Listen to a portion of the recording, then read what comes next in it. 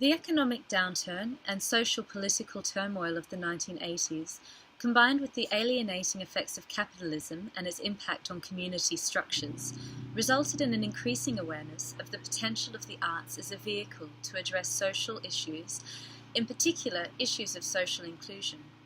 As a result, a new generation of artists expanded on the participation of the viewer in the creative process, with a focus on community and interpersonal connections.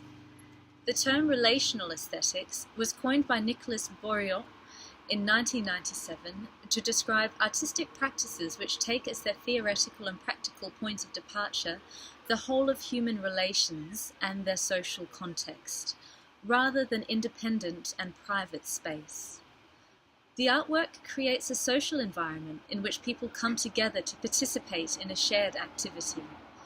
So this movement isn't just about the formation of meaning through the viewer's interaction with an art object. It goes a step further. In fact, the emphasis is on the interaction itself that rises from the encounters, regardless of the art object or lack thereof in some cases. These interactions themselves become the artwork. Through these encounters, meaning is elaborated collectively, rather than in the space of individual consumption.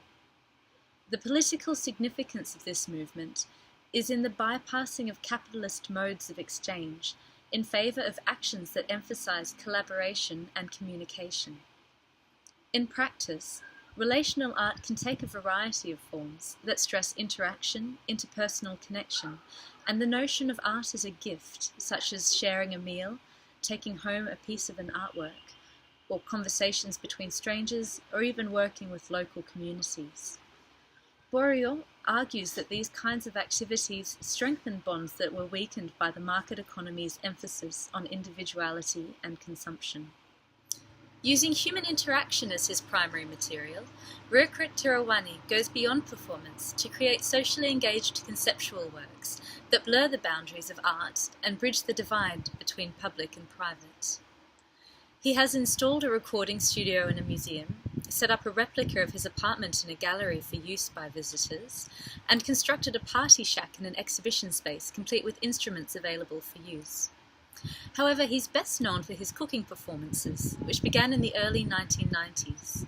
In these works, Tiravanija rejects traditional art objects altogether, instead cooks and serves food, including pad thai and curry with rice, for free to visitors. The visitor, who ate, conversed, shared, and generally interacted, was not a spectator, but an active participant in the creation of the social art. So, how does this work demonstrate Bourriaud's notion of relational aesthetics? Pause the video here and discuss what you think. In this deceptively simple conceptual piece, the artist invites the viewer to interact with contemporary art in a more sociable way and blurs the distance between artist and viewer. You aren't looking at the art, but a part of it, and are, in fact, making the art as you eat curry and talk with friends or new acquaintances.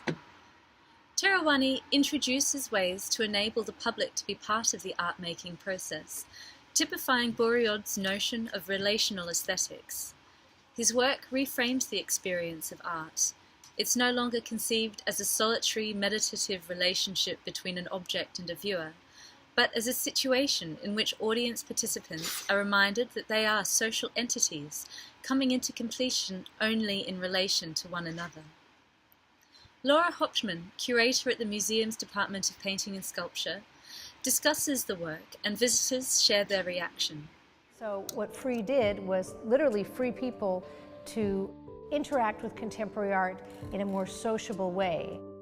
You're not participating in a performance that will be documented sometime in the future as art, but you are the art, and you are making the art in real time as you eat the curry and talk to your friends. The work is a platform for people to interact with the work itself, but also with each other. A lot of it is also about a kind of experiential relationship. So you actually are not really looking at something, but you are within it, you're part of it. The distance between the artist and the art and the audience gets a bit blurred.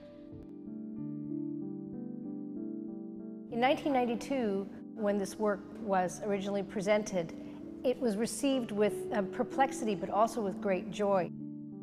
There's something very wonderful about mixing the contemplative, almost religious activity of looking at art, and also having the possibility to sit in the art gallery with the art, eat something lovely, and speak to either your companions or new friends that you meet. I didn't know what was going on, walked in and got some good curry. You know, I didn't get any of their names, but we had a nice time eating together. It was pretty spicy in a way, but curry was good. Some Asian food in the States is not very good, but this is really good. It was a nice experience. I mean, this right here, I'll remember this. We experience touch in some parts of some museums, and certainly in this museum there's something to hear, so now we have taste. It's lovely. Using simple everyday materials like stacks of paper or piles of wrapped candy, Felix Gonzalez-Torres invites viewers to participate in establishing meaning in his works. His sculptures challenge the traditional perception of the precious and untouchable art object, as viewers are asked to touch, consume, and even take home the work. In 1989, Gonzalez-Torres began making his stack pieces, block-like stacks of paper printed with content related to his private life, from which the viewer is invited to take a sheet. So, what's the significance of these stacks as art objects, as sculptures in fact? What's the dynamic here between the artist, the art object, the viewer, and even the institution?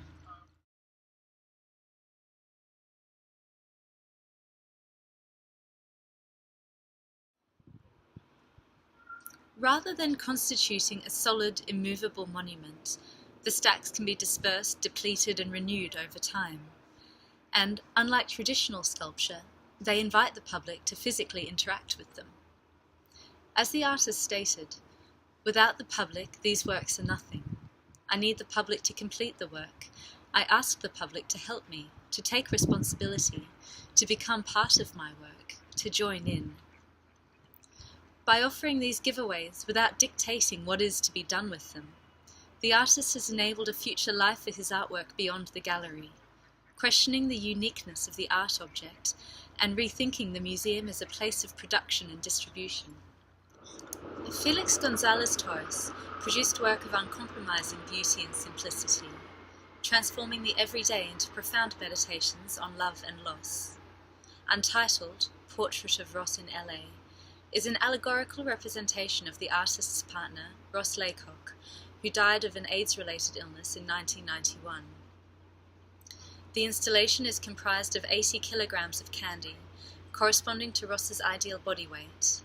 Viewers are encouraged to take a piece of candy, and the diminishing amount parallels Ross's weight loss and suffering prior to his death. Gonzalez-Torres specified that the pile should be continuously replenished, thus metaphorically granting perpetual life.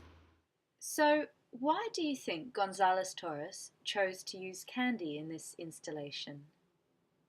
Pause here and discuss what you think.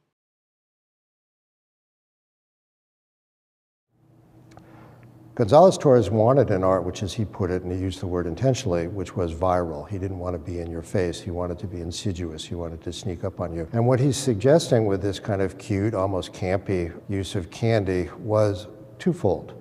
First of all, in taking away the candies, we, in effect, become cannibals. We as society cause Ross's disappearance. Our neglect of people who suffered from AIDS causes their death and disappearance. But great art is never just simple 1 + 1 = 2. There's always an ambiguity. There's always a complexity. So at the same time, as Gonzalez-Torres suggests that we're cannibals, he also is creating an act of communion in which we partake of Ross. By taking the candy away and by eating it, we partake of his sweetness. We participate in his life, and we carry him with us. We carry his memory with us in the small gesture of the individually wrapped candies. And gradually over time, in the course of this exhibition, the candies will disappear, just as Ross so tragically did.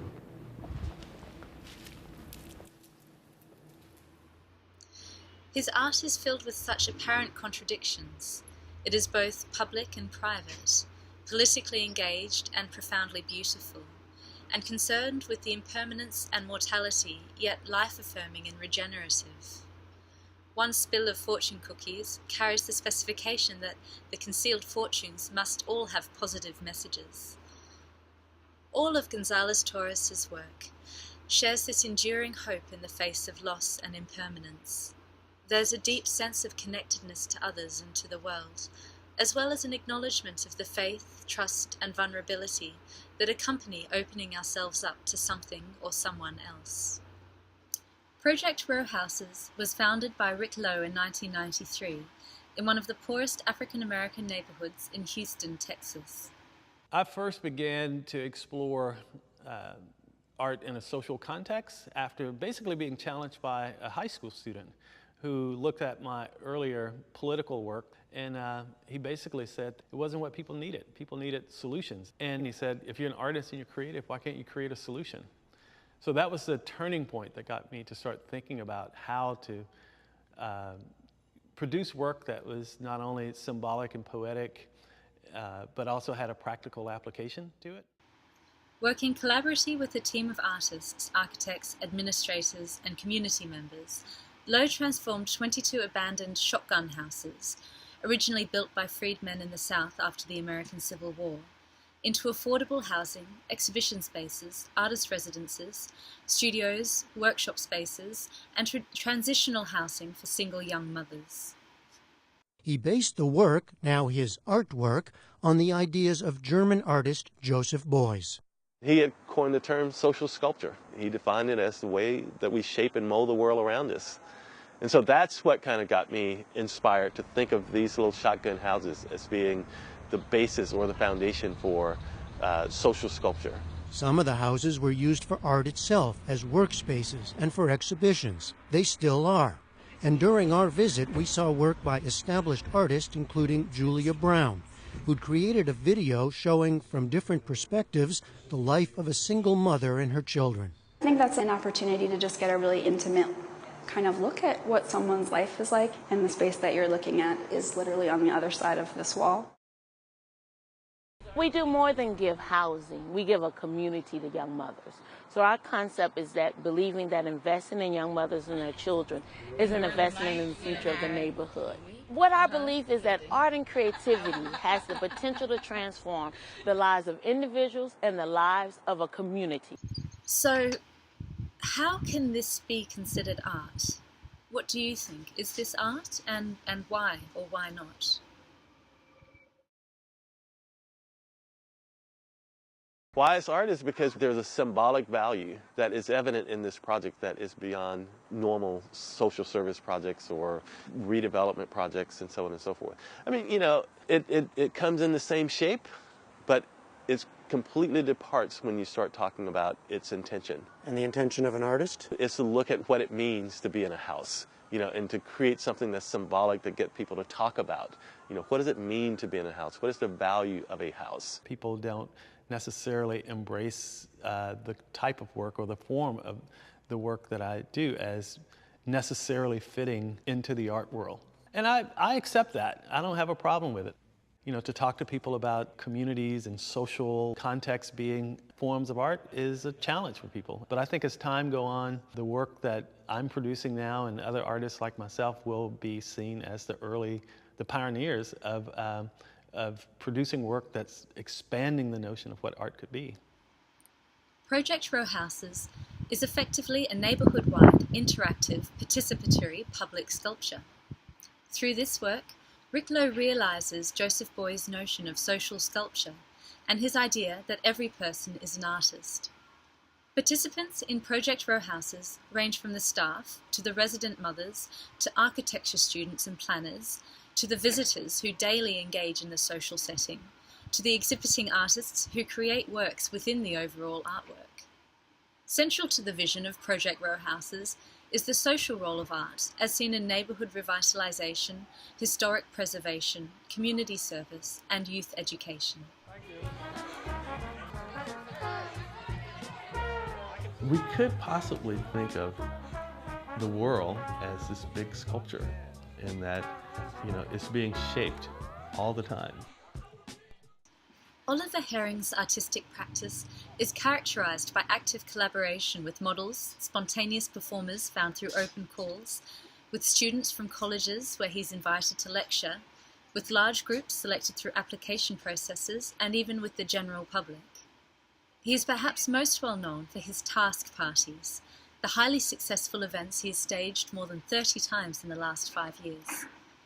Conceived as an improvisational art-making event, these events create temporary communities through planned spontaneous interactions among strangers. Herring's role as the artist is limited to providing a context to encourage the development of interpersonal relationships. The work can only be fully realized through the experience of contributing as a participant. To stage its own task party, all an institution has to do is provide a space filled with raw materials such as felt pens, cardboard, cling wrap, alfoil, and masking tape. Audience members are asked to write down a task on a piece of paper and add it to a designated task pool, and secondly, to pull a task from that pool and interpret it in whichever way he or she wants, using whatever is available. And when you're done, you write a new task, you put it back in the pool, pull a new task. So it's an entirely self-perpetuating thing. Yeah, I have to play my favorite childhood game. I need some people. Write the lyrics of your favorite song, but in texture. Have to do this to 30 people. You put up the signs earlier, right? You're a volunteer. I did. Play Duck Duck Goose. Thank you. Sure.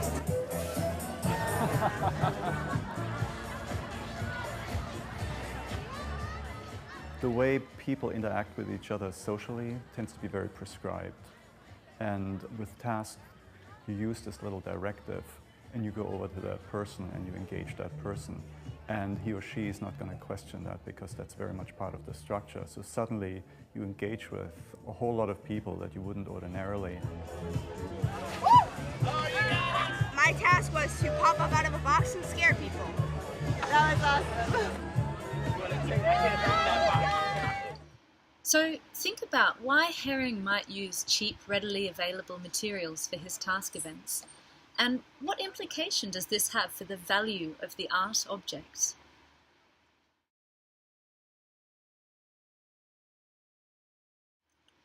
Clearly, Herring's work undermines the significance and value that is traditionally given to the art object, at the same time undermining the authority of the artist. In fact, his task events have become so popular that many more have been staged on university campuses and community centres without Herring's involvement. Herring even provides a how-to resource on his website, stating that tasks can be planned by anyone, anywhere, with any budget. Tasks' open-ended participatory structure creates almost unlimited opportunities for a group of people to interact with one another and their environment. Tasks' flow and momentum depend on the tasks written and interpreted by its participants. In theory, anything becomes possible. The continuous conception and interpretation of tasks is both chaotic and purpose-driven. It is a complex, ever-shifting environment of people who connect with one another through what is around them. It is also a platform for people to express and test their own ideas, an environment without failure and success. A task always is what it is, or any other preconceptions of what can or should be done with an idea or material. People's tasks become absorbed into other people's tasks. Objects generated from one task are recycled into someone else's task, and this sort of negates issues of ownership and permanence. The most important thing that I got from that first iteration was that those people really invested themselves so much into the structure that it became a cathartic experience. Everyone is a creative agent, so independent of what your interests are, you can bring that to the table.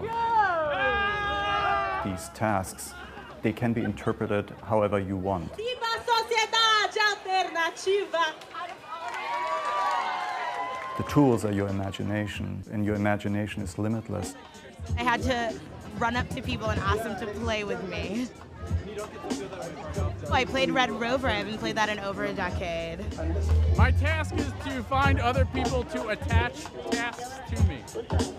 So much art is metaphor and simulation, or aesthetics, part of the value of task is not to invest into anything permanent, to really celebrate the moment, the fluidity of creative action. My task was to turn invisible.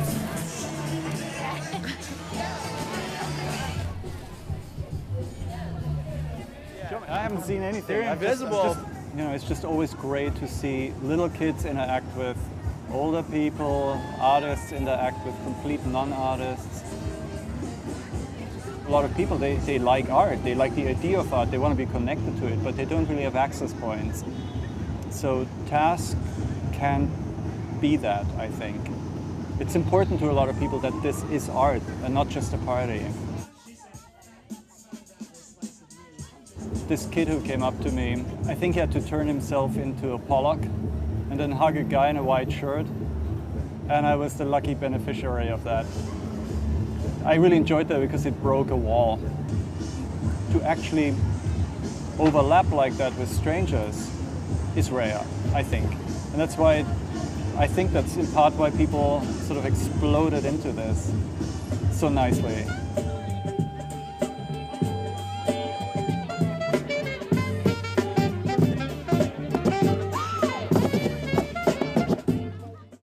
Thomas Hirschhorn creates politically charged participatory works in the form of large-scale environments using everyday materials such as cardboard, plywood, sticky tape, and alfoil. Since the 1990s, Hirschhorn has maintained a commitment to presenting his work in exhibition spaces such as museums and galleries, but also in public space, urban settings, sidewalks, vacant lots, and communal grounds of public housing projects. Every work of Hirschhorn's aims to include the other, and addresses what he calls non-exclusive audience. Thomas Hirschhorn produced a series of monuments dedicated to major writers and thinkers, which he initiated in 1999 with Spinoza Monument, followed by Deleuze Monument in 2000, and Bataille Monument, created for the exhibition Documenta 11 in 2002. Bataille explored the links between eroticism, religion, and transgression, and advocated the realization of transcendence through excess. This is mirrored in Hirschhorn's own mantra of more is more, as he creates absorbing environments that engage the viewer through superabundance, correlating to the sensory overload designed to stimulate our own process of grappling with the excess of information in daily life. Chaos is the reigning visual element of the monument, which invites public commentary via spray cans.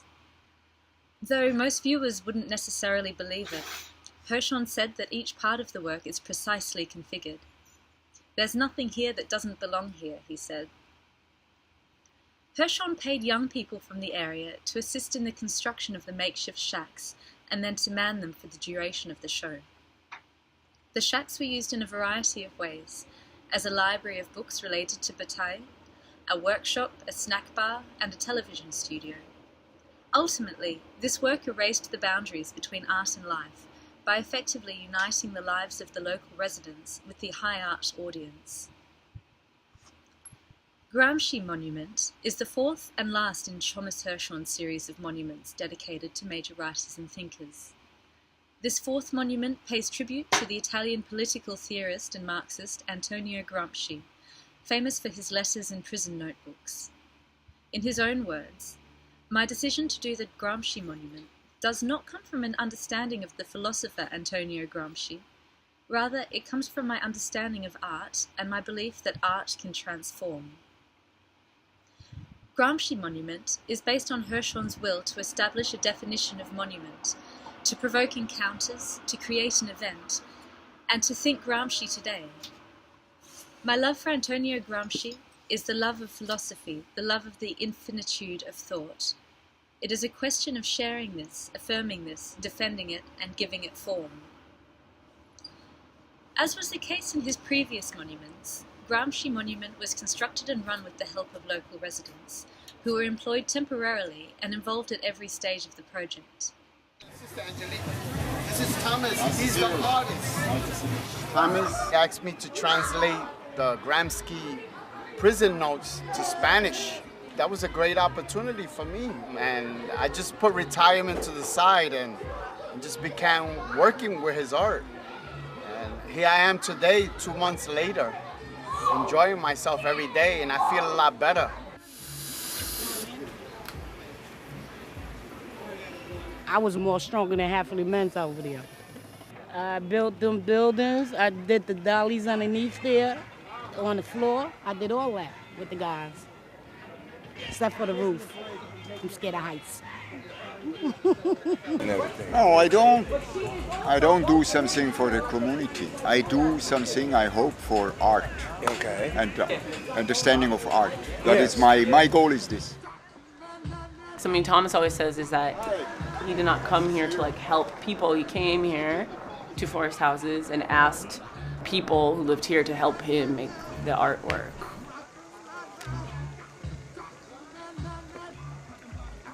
And there's a really big difference. There's a huge difference between those two things. It included an exhibition space with a selection of archives and a library of books by and about Antonia Graham, a theatre platform, a workshop area, a lounge, an internet corner, and the Gramsci bar, which was run by the local residents. It also included a plethora of events and activities such as daily lectures, children's workshops, a play, a radio station, open microphone events, and a daily newspaper. So, what do you think this work is about exactly? Think back to relational aesthetics and how this work relates to that concept. Pause here and discuss.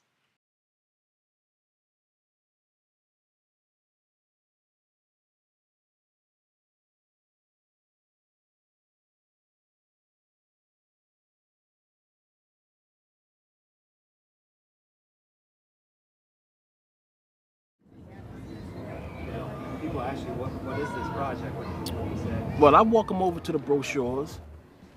It's a monument of something. A positive place for art and study. You know, they got a smoothie bar.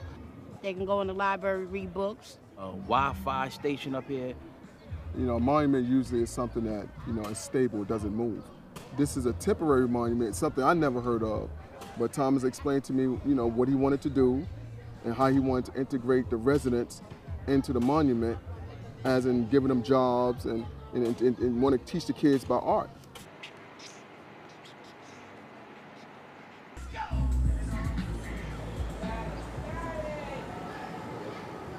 I was very inspired by Thomas's poster, and on the poster it says all humans are intellectuals. And the quote that I want to begin with, which is quote number 1, is taken from that notion. Gramsci's idea that every person is an intellectual is an incredibly important idea. It's a huge part of the project, and it is touched upon in every part of it.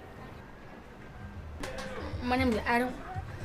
I do graffiti, I draw, and I make stuff. Like this, I'm not done with it yet. I'm not sitting on it. I'm not done with this, but I'll try to make a character for my game.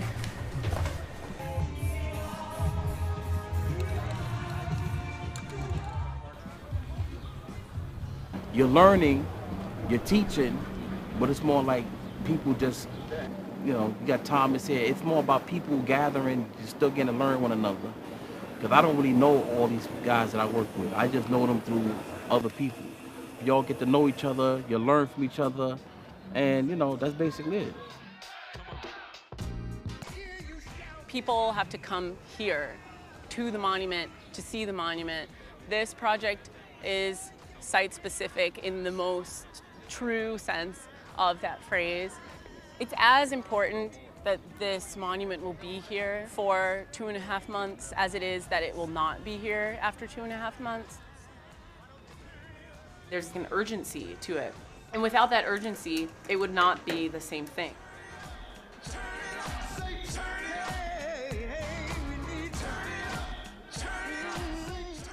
Destruction is difficult, wrote Antonia Graham from his prison cell in 1932. Indeed, it is as difficult as creation. In his explanation of his 2015 installation In Between, Hirschhorn states, "The aesthetic of In Between borrows from pictures of destruction, Destruction by violence, by war, by accident, by nature, by structural failures, by corruption, by fatality. I want to establish a body of work which encompasses Antonia Gramsci's quote. Without being anecdotal or literal, I can testify that to set up a work in an exhibition space which gives form to destruction is indeed as difficult as anything else. With In Between, I want to create a new form.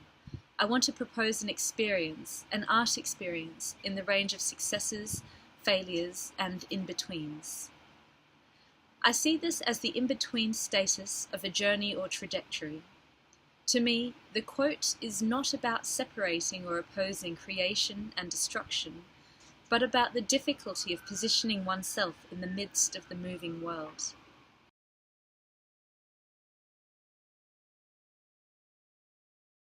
A ruin is a form, and a ruin is something which is actually in a state in between, because it was something else and it will perhaps getting something else. Destruction is difficult, indeed it's as difficult as creation, is this beautiful quote of Antonia Graham in Prison Notebook number 6. I decided to call this exhibition In Between first because the affirmation of, or the quote of Antonio Gramsci led me in a state of in-between. Is this true? Is this right? Is this corresponding to everything or only to a part of things? There is no result. There is no starting point. There is no end point. And I'm interested in it. It's a real dynamic, a flux. And also the title In Between comes because there is no failure, no success, there is only an in-betweens. My materials I love to work with. I love to work with them because they are non-exclusive, they're all materials everybody knows, non-artistic, they're non-intimidating, it's tape, it's cardboard, it's paint. My idea is to work a lot, to completely encompass the space, to take it over without being against the space, without annulating the space. Hirschhorn presents intellectual history and philosophical theory alongside everyday objects and images, and poses questions about aesthetic value, moral responsibility, political agency, and consumerism.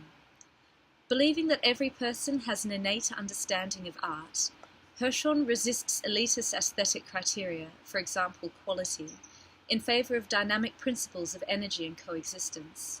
His ambition is to create through his work a form of coexistence, where questions of autonomy, authorship and energy are addressed, challenged and ultimately reinvented. So in general terms, participatory art can be considered to be motivated by three main agendas: activation, authorship and community. Of course, these distinctions are not neat but overlapping and incorporate a variety of media and formats. However, what they each have in common is that they all depend on participation. A painting alone in a gallery would still be considered a work of art. If Tiruvani prepared pad thai and no participants arrived at the gallery, however, there would be no artwork. And just so for Project Row Houses and Tatlin's Whisper. In these projects, it's the social space, the interactive moment, that is the subject of aesthetic consideration, not the food or the architecture or the horse performances or whatever other art object may or may not arise. Nato Thompson, chief curator at Creative Time, says, "I think there are two impulses that are driving this engagement with the personal experience. Many artists feel that we live in a world of two-dimensional media, internet, television, movies, and that alienates people.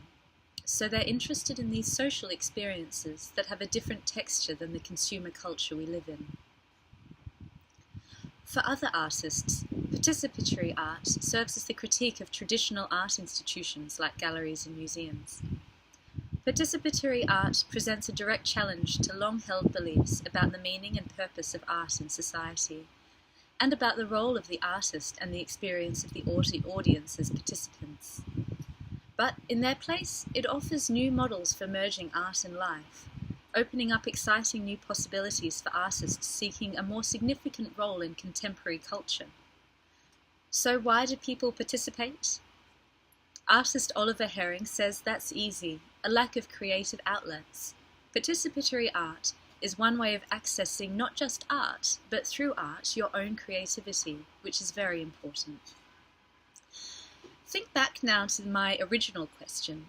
Can art exist without an audience? Consider the implications of this. How far can you stretch the definition of what art is?